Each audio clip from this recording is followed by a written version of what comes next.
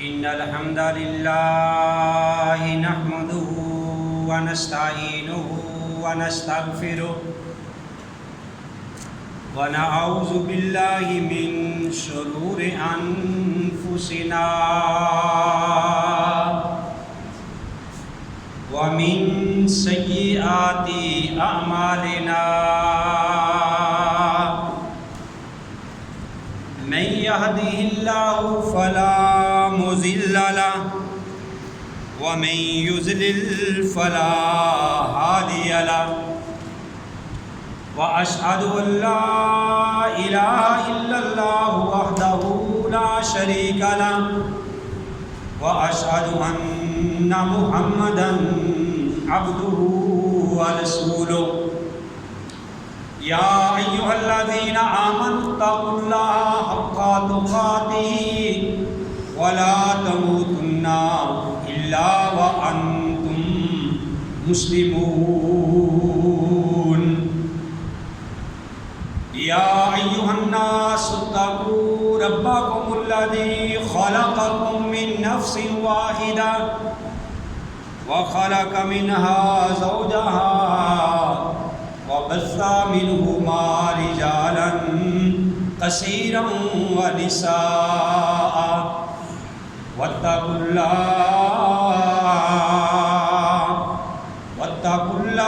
الذي تساءلون به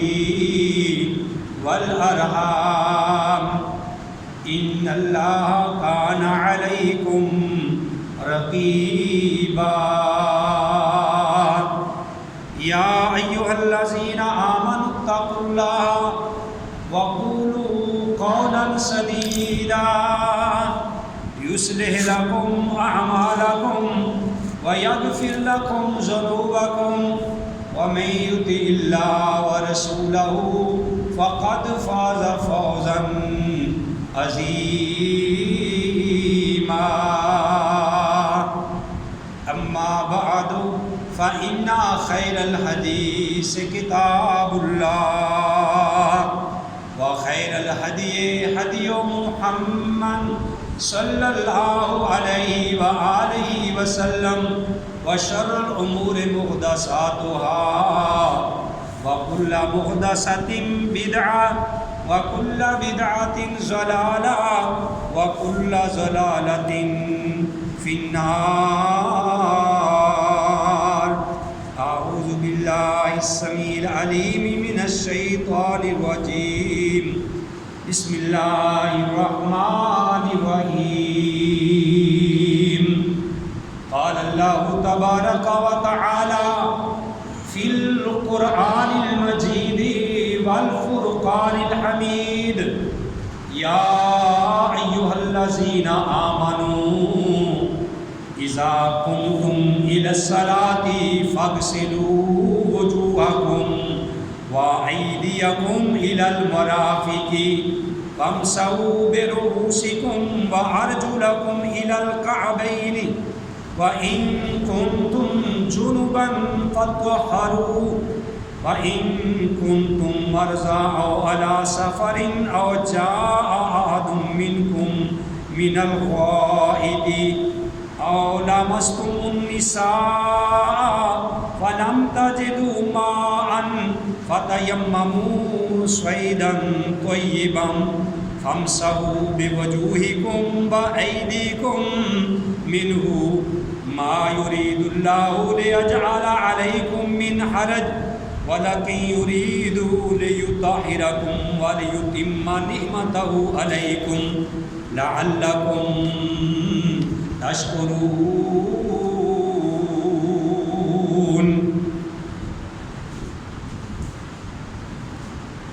یتیم شکور جواد کریم حریص علیکم رؤوف رحیم رسول امین خلیل کلیم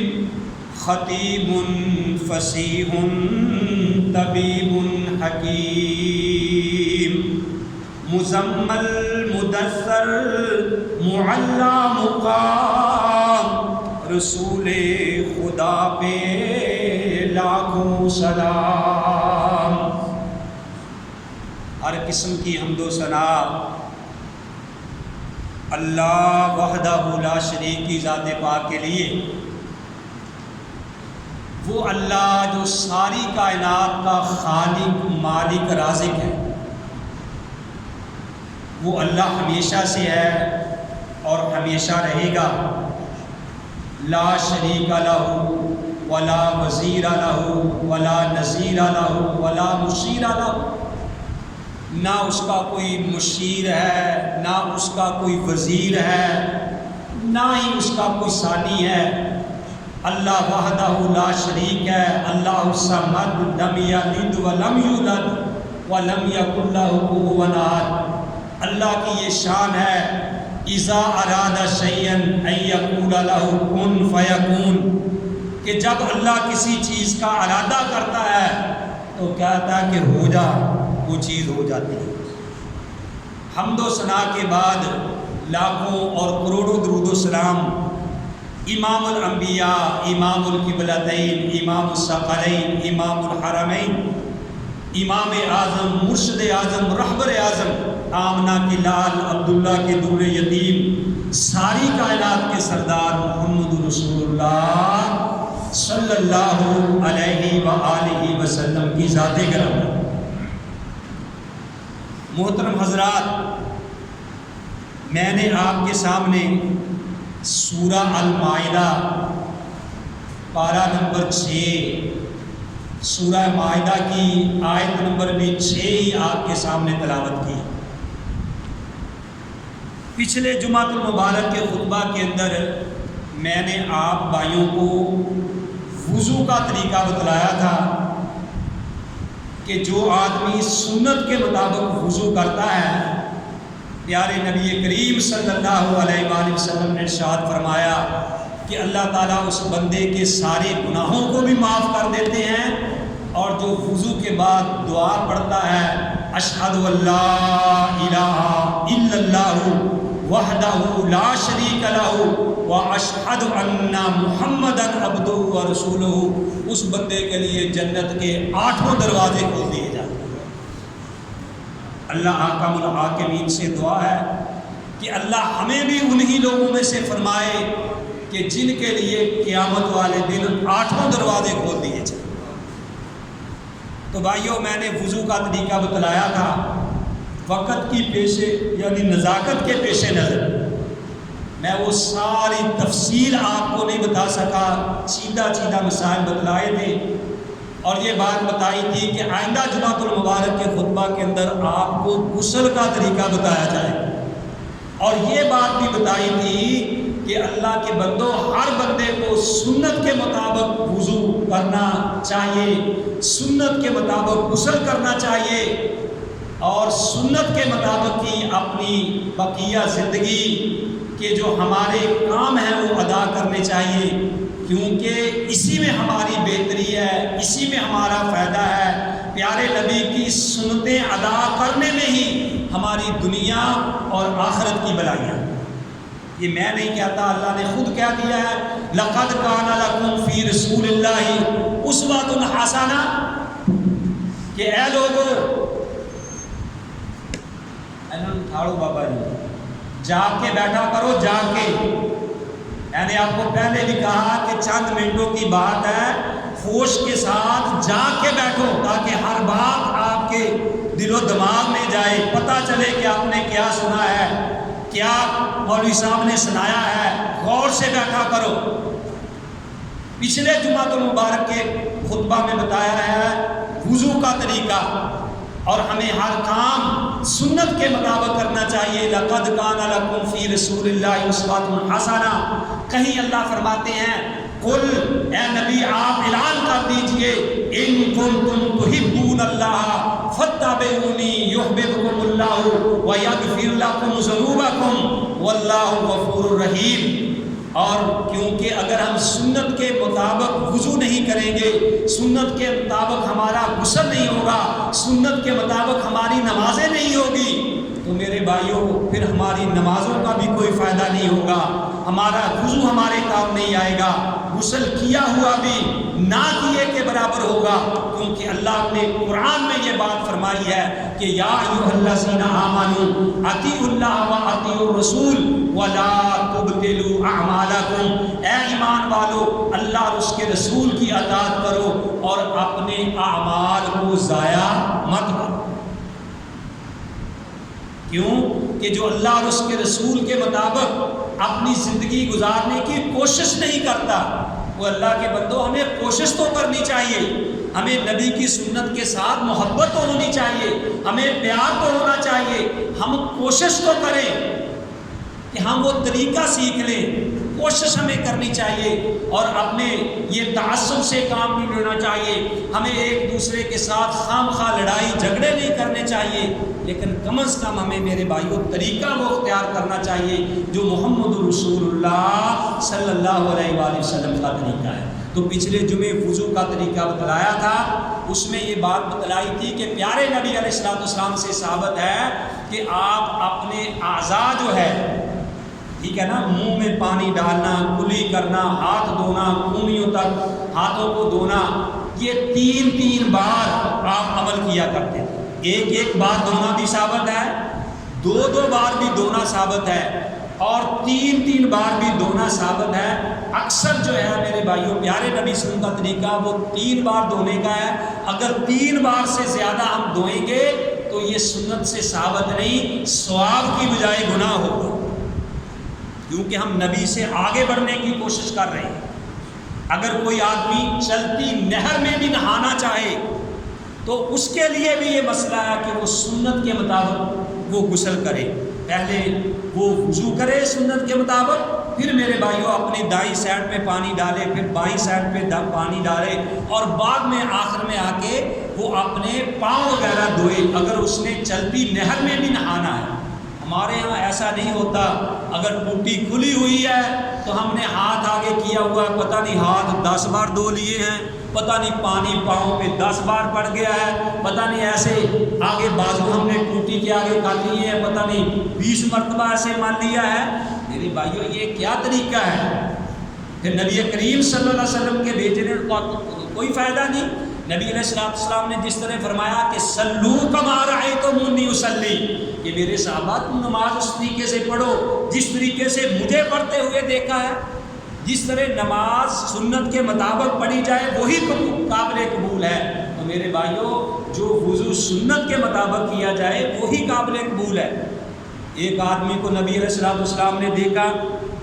غالباً حضرت حذیفہ رضی اللہ تعالیٰ عنہ نے ایک آدمی کو دیکھا کہ وہ جلدی نماز پڑھ رہا ہے، وضو بھی صحیح نہیں کیا، جلدی نماز پڑھ رہا ہے۔ اس کو پوچھا بھی کتنی دیر ہو گئی تجھے اس طریقے سے نماز پڑھتے ہوئے؟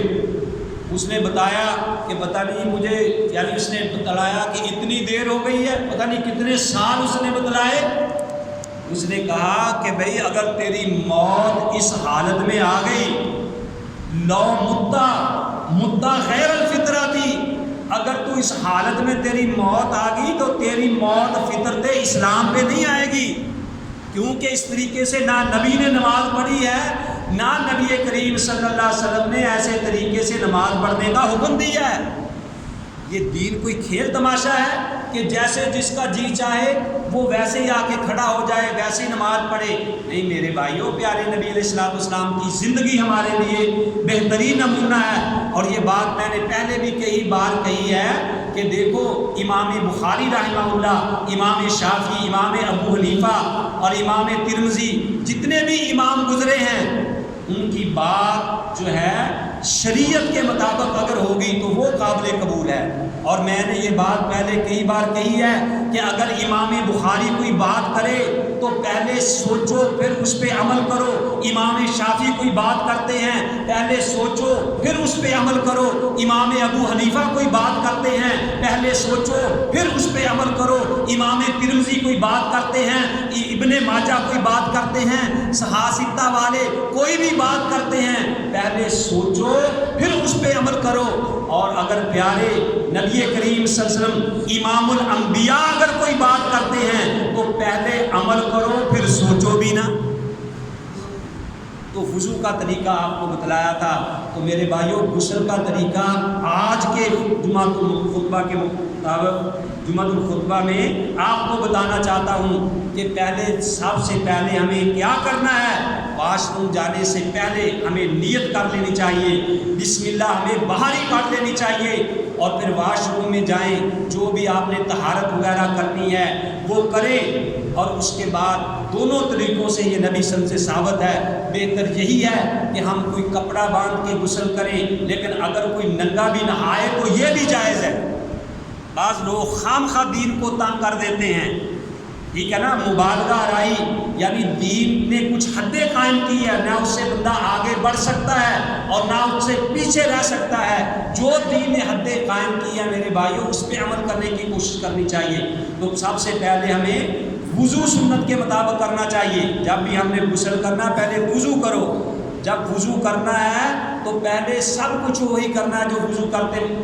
جو کرنے کے وقت ہم کرتے ہیں, لیکن پاؤں نہیں دھونے. اور جب ہم نے سر میں 3 چلو پانی کے اچھی طریقے سے ڈال لیے ہیں, اپنے پاؤں یعنی بالوں کو اچھی طریقے سے جڑوں تک تر کر لیا ہے, تو پھر ہمیں چاہیے کہ سنت کے مطابق پہلے دائیں سائڈ پہ پانی ڈالیں. کئی لوگ آپ دیکھو نا, اگر کوئی نہر میں جا کے چھلانگ لگا دیں تو یہ بھی بات صحیح نہیں, اس کو بھی چاہیے پہلے وضو کریں. ہم ٹوٹی کھولتے ہیں واش روم کی, جب ہم واش روم میں جاتے ہیں, ہم مسلم شاور جو بھی جس کے ساتھ بھی ہم نہا رہے ہوتے ہیں, ہم ٹوٹی کھولتے ہیں تو سر آگے کر لیتے ہیں, چلو جی اس طریقے سے ہم نہانا شروع کر دیتے ہیں. میرے بھائیوں, پیارے نبی کی ہر بات میں حکمتیں ہیں, ہر بات میں حکمتیں ہیں. ہمیں پہلے دائیں طرف پانی اپنا بہانا چاہیے, پھر بائیں طرف پانی بہانا چاہیے, پھر سارے جسم پہ بہائیں. صابن لگانا ہے جتنی بار آپ لگائیں, اور اس کے بعد پھر آپ کو بہتر یہی ہے کہ سب سے بعد میں آپ جو ہے اپنے پاؤں دھوئیں. پہلے دایاں پاؤں دھوئیں, پھر بایاں پاؤں دھوئیں. اور اگر غسل کر لیا ہے تو اس کے بعد ہمیں دوبارہ وضو کرنے کی ضرورت نہیں ہے. دوبارہ ہمیں وضو کرنے کی بھی ضرورت نہیں ہے. ہاں, اگر نہاتے ہوئے, ٹھیک ہے نا, ہمارا ہاتھ ایسی جگہ پہ لگا ہے, ٹھیک ہے نا, اگر ہم نہاتے ہوئے آدمی کا ہاتھ اپنی شرمگاہ کو لگ گیا ہے, تو پھر اس کو چاہیے کہ احتیاطاً دوبارہ پھر وہ وضو کر لے, ٹھیک ہے نا. تو کوشش کرو کہ اس طریقے سے سنت کے مطابق جو ہے وہ غسل کیا جائے. بعض لوگ اس میں بہت مبالغہ آرائی کرتے ہیں, تو ایسے نہیں ہونا چاہیے. تو یہ جب ہم غسل کرنا شروع کریں تو سب سے پہلے وضو میرے بھائیوں کرنا ہے. وضو مکمل کر کے پاؤں نہیں دھونے, پاؤں آخر پہ جا کے پاؤں کو دھونا ہے. اور اس طریقے سے پھر اپنے کپڑے تبدیل کر کے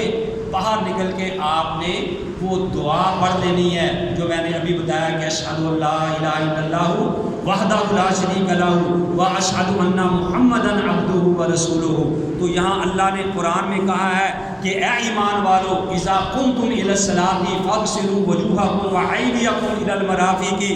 اللہ نے قرآن میں کہا ہے وامسحوا برؤوسکم وارجلکم الی الکعبین وان کنتم, اللہ نے قرآن میں کہا وان کنتم جنبا فطہروا, کہ اگر بھئی تم میں سے کوئی جنبی ہو جائے جس کے اوپر غسل واجب ہو جاتا ہے, فطہروا, اس کو چاہیے کہ وہ نہا کے پاک ہو جائے. اور اللہ نے کہا وان کنتم مرضی, اگر تم میں کوئی بیمار ہو, او علی سفر, یا سفر کی حالت میں ہو, او جاء احد منکم من الغائط, یا کوئی بول و براز سے فارغ ہو کے آئے, او لمستم النساء, یا انہوں نے اپنی عورتوں کو ٹچ کیا چھوا ہے, فلم تاجدوا, اگر پانی نہیں مل رہا, فلم تاجدوا ماء, اگر پانی نہیں مل رہا, فتیمموا صعیدا طیبا, پھر اس کو چاہیے کہ وہ تیمم کرے پاک مٹی سے. فامسحوا بوجوہکم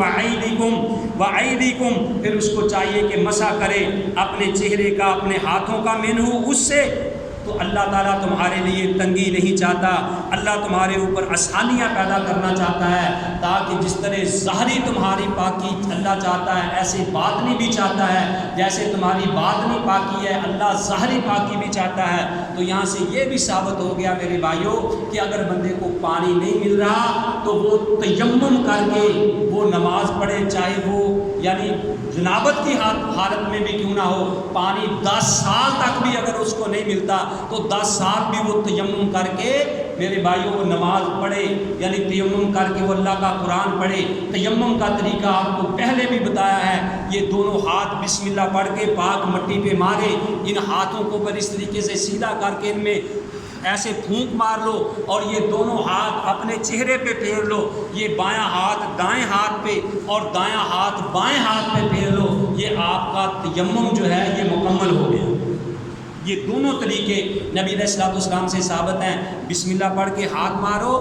اور اس طریقے سے پھونک مار کے بایاں ہاتھ دائیں پہ دایاں بائیں پہ اور پھر ان کو چہروں پہ پھیر لو، یہ بھی طریقہ سنت سے ثابت ہے حدیث سے۔ اور دونوں ہاتھوں کو بسم اللہ پڑھ کے زمین پہ مارو پاک مٹی پہ، اور ان کو سیدھا کر کے اس میں پھونک مارو، اور پھر ان دونوں ہاتھوں کو اپنے چہرے پہ پھیر لو، اور بائیں ہاتھ کو دائیں پہ دائیں ہاتھ کو بائیں پہ پھیر لو، تو یہ آپ کا تیمم ہو گیا ہے۔ اگر اب آپ کو پانی نہیں مل رہا، کوئی بیمار ہے، غسل کرے تو بیماری کے بڑھ جانے کا خطرہ ہے، اس طریقے سے اگر وہ تیمم کرے تو میرے بھائیوں یہ جائز ہے، پیارے نبی سے ثابت ہے۔ اسی طرح اگر کسی آدمی کے جسم پہ کوئی زخم وغیرہ ہے، کوئی زخم وغیرہ ہے، تو وہاں وہ پٹی باندھ کے باقی ساری چیزیں دھو کے وہاں وہ ہاتھ پھیر لے، تو اس طریقے سے بھی جائز ہے۔ اور یہ بھی میں بات جاتا جاتا بتاتا جاؤں کہ دیکھو دین میں ہمارے بڑیاں آسانیاں ہیں۔ اللہ کہتے ہیں ما یرید اللہ لیجعلکم علیکم من حرج، اللہ تمہارے اوپر تنگی نہیں چاہتا، اللہ تمہارے اوپر آسانیاں چاہتا ہے۔ اللہ کہتا ہے کہ تمہیں میں آسانیاں دوں۔ تو میرے بھائیوں اگر کوئی آدمی کو یہ مسئلہ ہے، ٹھیک ہے نا، جیسا کہ میں بتایا ہے کہ اگر وہ نہائے گا تو بیماری کے بڑھ جانے کا خطرہ ہے، ٹھنڈ بہت زیادہ ہے، سردی بہت زیادہ ہے، نہائے گا تو بیماری کے بڑھ جانے کا خطرہ ہے، تو اس حالت میں بھی وہ بندہ تیمم کر کے نماز پڑھ سکتا ہے۔ دوسری بات یہ بھی بتاتا چلا جاؤں کہ کوئی آدمی دائمی مریض ہوتے ہیں، دائمی مریض سے مراد یہ ہے، فرض کرو کہ بعض لوگوں کو سلسل بول کی بیماری ہوتی ہے کہ پیشاب وغیرہ کے قطرات نکلتے رہتے ہیں۔ اب اس کے لیے یہ مسئلہ ہے کہ وہ جب بھی نماز پڑھے گا تو وہ وضو کر کے نماز پڑھے۔ ویسے تو اگر آدمی صحیح ہے تو اس کا وضو ہے تو وہ دوسری نماز بھی اسی وضو سے پڑھ سکتا ہے، لیکن اگر کسی کو یہ بیماری ہے سلسل بول کی تو پھر جب بھی وہ نماز پڑھے گا نیا وضو کر کے وہ بندہ جو ہے وہ نماز پڑھے گا۔ ہاں اگر کسی کے جسم کے اوپر ایسا زخم ہے کہ جس سے خون بہتا ہی رہتا ہے، یا کسی کو بواسیر کی بیماری ہے، یا کسی کا زخم ہی ایسا ہے کہ خون اس سے بہتا رہتا ہے، تو میرے بھائی وہ ایک دفعہ وضو کرے، وہ نماز پڑھے، انشاءاللہ اسی حالت میں اس کی نماز جو ہے وہ اللہ قبول کرے گا۔ جس وقت احمد بن حنبل رحمہ اللہ کو کوڑے لگائے گئے، ان کو پیٹا گیا، تو جب ان کو پیٹا گیا ان کے جسم سے خون جاری تھا، کسی نے کہا اے احمد بن حنبل تیرے جسم سے تو خون جاری ہے اور اسی حالت میں تو نماز پڑھ رہا ہے۔ اس نے کہا کہ آج احمد بن حنبل وہ نماز ادا کرے گا جو حضرت عمر فاروق نے کھنجر کھا کے ادا کی، کہ جب حضرت عمر رضی اللہ تعالیٰ عنہ کو کھنجر لگے وہ زخمی تھے، خون نکل رہا تھا اور اسی طریقے سے نماز پڑھ رہے تھے، بلکہ انہوں نے اپنے بیٹے کو کہا تھا کہ اے عبداللہ ذا راسی علی تراب، کہ مجھ سے میرا سر اب زمین پہ نہیں رکھا جا رہا، میرا سر اب تو زمین پہ رکھ دے، ہو سکتا ہے کہ عمر کی ساری زندگی کی نیکیاں کام نہ آئیں اور یہ آخری سجدہ اللہ کے ہاں کام آ جائے۔ تو میرے بھائیوں اگر کسی کو ایسا شرعی عذر ہو تو خون بے شک اس کے زخموں سے نکل رہا ہے تو اسی طریقے سے نماز پڑھے، اللہ قبول فرمائے گا۔ اللہ تعالیٰ سے دعا ہے کہ اللہ تعالیٰ ہم سب کو صحیح معنوں میں کتاب و سنت پہ عمل کرنے کی توفیق نصیب فرمائے۔ اگر کسی بھائی کو سمجھ نہیں آئی تو نماز کے بعد بھی پوچھ سکتا ہے، کیونکہ بعض مسائل ایسے ہوتے ہیں کہ جہاں آدمی کھل کے بیان نہیں کر سکتا تو بعد میں آپ پوچھ سکتے ہیں۔ اللہ سے دعا ہے کہ اللہ مجھے بھی اور آپ سب کو بھی صحیح معنوں میں کتاب و سنت میں عمل کرنے کی توفیق نصیب فرمائے۔ وما علیہ الا البلاغ۔ اور ایک بات میں بتا دوں آپ بھائیوں کو اور بھی کہ دیکھو ہمارے ہاں الحمدللہ اللہ کی توفیق سے یہ آپ کے سامنے مسجد کا کام جاری ہے، الحمدللہ پتھر لگا دیا گیا ہے۔ جب پتھر یہ لگا مجھے علامہ اقبال کی بات یاد آ گئی کہ جو وہ تھا نا راجپال سکھ، جس نے نبی علیہ السلام کے بارے میں ایک کتاب لکھی تھی رگیلہ رسول، ٹھیک ہے نا، تو جب لکھی تھی تو لوگ باتیں کرتے رہے کہ اس کو قتل کر دینا چاہیے، یہ کرنا چاہیے۔ تو غازی علم دین شہید اس نے قسم کھا لی تھی کہ جب تک میں اس کو قتل نہیں کروں گا میں اس وقت تک کھاؤں پیوں گا نہیں۔ پھر وہ وقت آیا، بات لمبی نہ ہو جائے، تو انہوں نے کیا کیا کہ غازی علم دین شہید جو تھا اس نے یعنی اس کو، اس ہندو کو، سکھ کو یعنی قتل کیا، اور بعد میں جو ہے وہ کھانا کھایا۔ تو علامہ اقبال نے ان کے بارے میں یہ بات کہی کہ لو جی لوکی گلاں کرتے رہ گئے تے ترخانہ دا منڈا بازی لے گیا۔ یہ پتھر دے کے مجھے یاد آ گیا ہے کہ لوکی بھائی گلاں ہی کرتے رہ گئے تے مترا دا منڈا بازی لے گیا۔ ٹھیک ہے جی، صدیق صاحب دا صاحب دادا، اللہ سے دعا ہے کہ اللہ تعالیٰ اس بھائی کی محنت کو، جیسے انہوں نے مسجد میں پتھر لگایا ہے، اللہ تعالیٰ ان کے والدین کی قبروں کو جنت کے باغوں کا باغ بنائے، جنت کے باغوں میں سے باغ بنائے، اور جن بھائیوں نے بھی جتنا بھی تعاون کیا ہے اللہ تعالیٰ کو قبول و منظور فرمائے۔ اللہ کے کاموں میں بڑھ چڑھ کے حصہ لیا کرو، اللہ کی مساجد کا میرے بھائیوں خیال رکھا کرو، یہ اللہ کے گھر ہیں، یہ اسلام کے قلعے ہیں۔ الحمدللہ ہم اپنی ذات کے لیے کبھی آپ سے یہ سوال آج تک نہیں کیا، ٹھیک ہے نا، لیکن اللہ کے یہ قلعے ہیں، ان کا خیال رکھا کرو، ان کے ساتھ تعاون کیا کرو۔ جو تعاون کرے ان کے بارے میں باتیں نہ کیا کرو، کسی کے بارے میں خام خواہ جو ہے میرے بھائیوں ہر مسلمان بھائی کے بارے میں حسن ظن رکھنا چاہیے۔ نبی کریم صلی اللہ علیہ وسلم نے یہودیوں کے گھر سے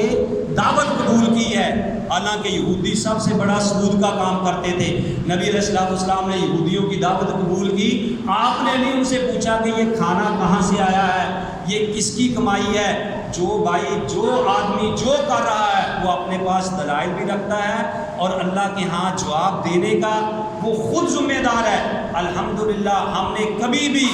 یعنی کبھی حق کو بات چھپایا نہیں، یعنی میں یہ بات کرنا نہیں چاہتا تھا، میں یہ حدیث نعمت کے لیے بات کی ہے کہ دیکھو 11 سال سے 10 سال سے ہم باتیں کرتے رہے، الحمدللہ اللہ کی توفیق سے ہمارے اس طارق بھائی نے یہ کام کر دیا۔ اللہ سے دعا ہے کہ اللہ تعالیٰ ان کی نیکی قبول کرے۔ اگر کوئی دین کے کام کر رہا ہو تو خام خواہ رکاوٹیں نہیں ڈالنی چاہیے، اللہ کے گھروں کے ساتھ تعاون کیا کرو، اللہ کے گھروں کے ساتھ بڑھ چڑھ کے تعاون کیا کرو، مساجد کی صفائی کیا کرو، مساجد کا خیال رکھا کرو۔ اللہ سے دعا ہے کہ اللہ تعالیٰ ہم سب کو صحیح معنوں میں کتاب و سنت پہ عمل کرنے کی توفیق نصیب فرمائے۔ وما علیہ الا البلاغ۔